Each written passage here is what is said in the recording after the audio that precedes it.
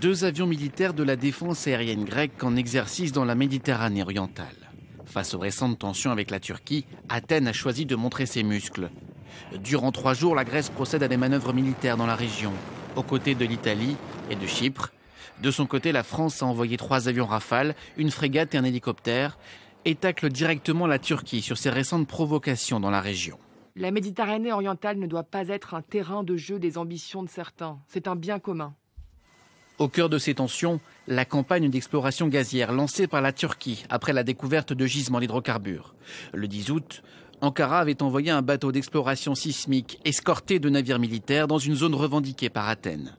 Depuis plusieurs années, les deux pays se disputent le tracé des frontières maritimes, ces zones économiques exclusives dont les limites sont fixées par le droit international. Mais la Turquie affirme que certaines zones lui appartiennent de droit.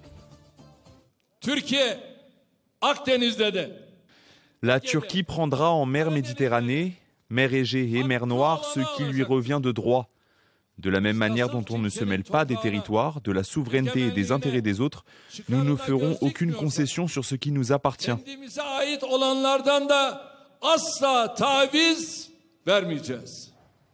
Pour faire baisser les tensions grandissantes, Berlin a tenté une médiation. Mais le ministre allemand des Affaires étrangères a reconnu la difficulté de réconcilier les deux pays, tous deux membres de l'OTAN. De son côté, Athènes a fait part de son désir d'étendre ses eaux territoriales en Méditerranée orientale en accord avec l'Égypte. La Turquie avait déjà prévenu qu'un tel projet de loi serait considéré comme un motif de conflit armé. Bonjour à toutes, bonjour à tous. On est le 27 août 2020. Je ne pensais pas refaire une vidéo de sitôt, mais bon, vu l'actualité et le déclenchement des hostilités, donc il était de soi que je vienne mettre mon grain de sel dans cette affaire. Voilà. Alors donc la Turquie, qui faisant partie de l'OTAN, achète quand même donc des missiles S-400 à la Russie, entre en conflit direct avec la Grèce, qui fait partie de l'UE. Macron qui dépêche donc des forces navales. Donc tout ça, si vous voulez, ça sent donc les prémices d'un conflit donc armé. Alors c'est d'autant plus inquiétant si vous voulez parce que la Turquie c'est quand même un arsenal militaire conséquent. Voilà. Je rappelle que Trump ne cesse de fustiger donc les pays du Moyen-Orient et notamment de la Turquie, alors que d'ici, si vous voulez, peu de temps, il va annoncer donc qui débarque la Turquie de l'OTAN et de toute façon c'était prévu dans les plans. La Turquie donc c'est le prétexte au conflit armé. Et elle est soutenue en cela par, si vous voulez, la Russie. Alors, comme outil de propagande, on a Asselineau qui n'a cessé donc de dénoncer, si vous voulez, l'Amérique des Jésuites. Il dénonce l'Amérique comme un empire despotique, mais il oublie de dire que l'Amérique est dans les mains des Jésuites et que le véritable, si vous voulez, taulier, le patron, celui qui tient la maison américaine, c'est le pape, directement. Voilà. Donc, si vous voulez, quand l'Amérique déclarera la guerre donc, à la Turquie, c'est tout simplement le pape qui déclare la guerre à la Turquie, et c'est comme ça qu'il faut l'entendre, et pas autrement. D'accord ? Trump n'est que le bouffon du pape. Voilà, de toute façon, il a un coadjuteur jésuite, toujours derrière lui, à ses basques. Je vais laisser un peu de place. Je demanderai à Anne qu'elle retrouve la photo du coadjuteur jésuite, si vous voulez, qui contrôle le cerveau de Trump. En gros, quoi qu'il lui dit, ce qu'il doit dire. Voilà, tout simplement. Voilà. Alors donc, pour déclarer cette guerre, il faut une étincelle. Et cette étincelle, donc, ils l'ont trouvée donc, avec soi-disant donc, un gisement important sous le sol donc, de la Méditerranée, donc, qui est Ankara, Erdogan, donc, revendique donc, la propriété. Voilà. Donc ça, si vous voulez, c'est le prétexte, mais c'est aussi donc l'étincelle qui permettra donc de mettre le feu aux poudres, puisque si la Grèce entre en conflit donc avec la Turquie, on a bien vu déjà Macron se précipiter pour envoyer des forces. Voilà. Donc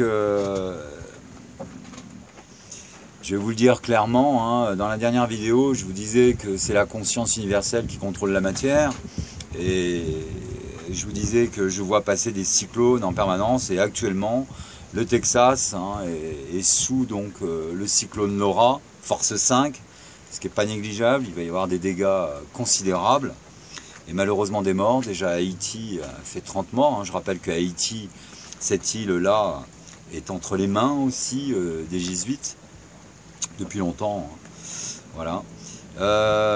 Donc je pense que si vous voulez, pour arrêter ce conflit-là, la seule façon de faire, c'est qu'il y ait, si vous voulez, un événement géologique, c'est-à-dire style tremblement de terre, d'accord, pour arrêter tout simplement les hostilités, puisque, si vous voulez, les militaires dans cette affaire sont manipulés. Ils ne savent pas qu'ils sont considérés comme des moutons qu'on envoie donc à l'abattoir, hein, tout simplement. Tout est fomenté. Le plus dramatique dans cette affaire, si vous voulez, c'est qu'on a l'IRM cérébral qui permet aujourd'hui de détecter, donc, si vous voulez, un dysfonctionnement du cerveau. C'est-à-dire que l'IRM aujourd'hui permet de voir l'absence d'activité du cortex préfrontal. Alors, pour certains et certaines, ça va être du réchauffé, mais je crois que c'est quand même important, hein, de représenter cet extrait, hein, parce que on a les moyens, si vous voulez, aujourd'hui, de mettre à la tête des États des êtres humains, des hommes sages, des philosophes, et on en a marre d'être commandé par des instinctifs. Voilà. Je rappelle que durant la Deuxième Guerre mondiale, elle était fomentée, mais si vous voulez, que Pétain et De Gaulle étaient des jésuites. Donc Jean Moulin n'avait aucune chance de s'en tirer. Voilà. Donc je vous laisse avec l'extrait concernant donc l'absence, hein, d'émotion, l'absence de sympathie, l'absence de compassion, donc chez ces cerveaux dits instinctifs, primaires, archaïques. A tout de suite. Sur ces images, les taches colorées correspondent aux zones du cerveau qui ont été fortement activées. On peut observer qui correspondent aux sentiments, et plus précisément aux sentiments négatifs et violents. Cette zone-là est particulièrement intéressante à observer. On l'appelle le cortex insulaire. On le voit bien ici, là où il y a un renfoncement. C'est dans ce cortex insulaire qu'interviennent la perception et la conscience de la douleur, par exemple quand nous nous blessons, mais aussi la pitié et l'empathie. Et quand nous ressentons une grande empathie, cette zone est fortement activée. En revanche, chez un individu qui commet des actes graves, sans pitié ni remords, on n'observe aucune activité. Voilà. Donc, je souhaiterais que les gardiens de la paix et des lois, parce qu'avant d'être aux ordres du pouvoir exécutif que sont les jésuites, hein, ce sont d'abord des gardiens de la paix et des lois. Et ils ne doivent obéir donc qu'à la loi. Bon. Macron est un jésuite. Bien. Il est aux ordres du pape. On peut considérer que c'est carrément le pape, hein, qu'envoie, si vous voulez, en Méditerranée, face à la Turquie, des militaires. Voilà. Donc de ce fait, j'aimerais qu'on l'entende comme ça. C'est, si vous voulez, pour moi, la gendarmerie qui n'obéit plus à la loi républicaine, elle devient de facto une milice religieuse. Voilà ce que sont devenus nos gardiens de la paix. Une milice religieuse. J'aurais souhaité qu'ils sortent de leur hypnose, hein, voilà, parce que ça aurait été quand même pour l'image de la gendarmerie, de la police et des militaires quand même à leur avantage, d'accord, de ne pas subir et de rappeler, comme le précise bien l'article 12 de la DDHC, de la Déclaration des droits de l'homme et du citoyen, que le gendarme donc est un serviteur et un défenseur de la loi uniquement, et il n'est pas là pour obéir aux injonctions du politique, surtout lorsque ce politique-là est jésuitisé. Donc, dans la dernière vidéo, je vous ai annoncé qu'il allait y avoir des cyclones qui partiraient en direction de l'Amérique. Hein. Moi, je voyais directement Washington et New York, mais bon, apparemment, donc c'est la Louisiane et le Texas, mais c'est pas du tout anodin, parce que si figurez-vous que là-bas sont stationnés les B-52, les fameux bombardiers donc américains, où donc sont si vous voulez, des avions qui vont larguer les missiles nucléaires. Donc, pour vous dire quand même qu'il n'y a pas de hasard, et que si ce cyclone s'abat là-bas, c'est qu'il y avait donc une bonne raison. Et comme je pense donc que, oui, effectivement, donc pour arrêter Erdogan, hein, mais il est de mèche hein, avec l'ordre mondial, donc il va falloir là un tremblement de terre. Hein, c'est la seule façon donc pour arrêter ces gens-là, mais j'aurais souhaité quand même que Mère Nature et que la conscience universelle s'occupent surtout du Vatican, parce que je pense que quand même ça aurait été très efficace comme sanction, mais bon, c'est pas à moi de discuter les plans stratégiques. Hein. Voilà, moi je ne fais, si vous voulez, je ne suis qu'un observateur de la conscience universelle. Et donc j'exprime ce que je ressens et ce que je vois. Mais bon, de toute façon, les États ici-bas sont tous contrôlés, donc il n'y aura rien qui viendra des hommes.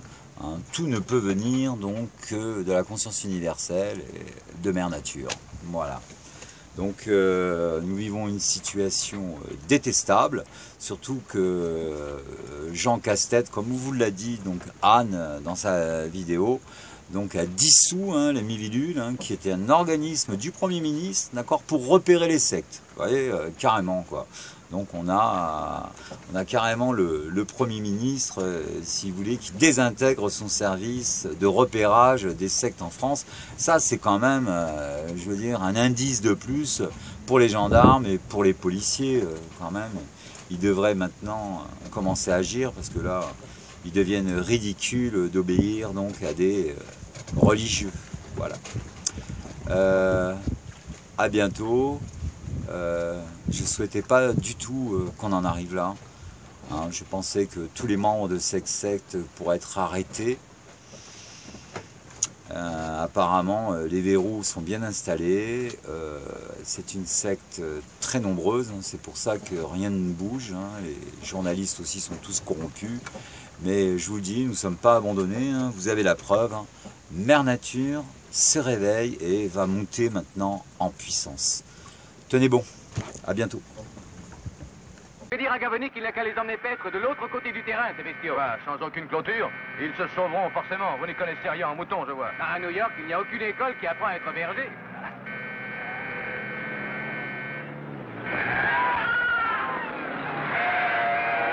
Ne les effrayez pas! Ils vont se disperser! Ils vont se disperser!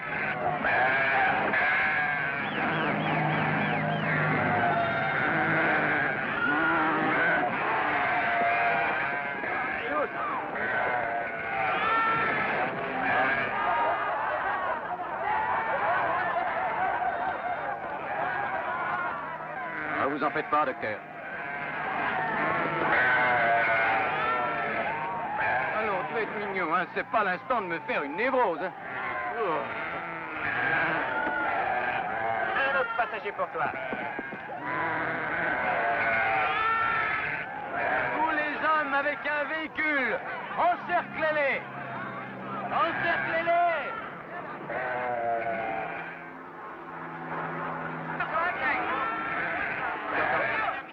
C'est un ordre. C'est toi le chef. Tu les conduis et ils te suivent tous. Est-ce que tu as saisi? Bon, très bien. Tout va bien, mon capitaine. Allons-y, mes enfants. Allons-y, emmenez-les-moi. Tout doucement. Allez, emmène-les.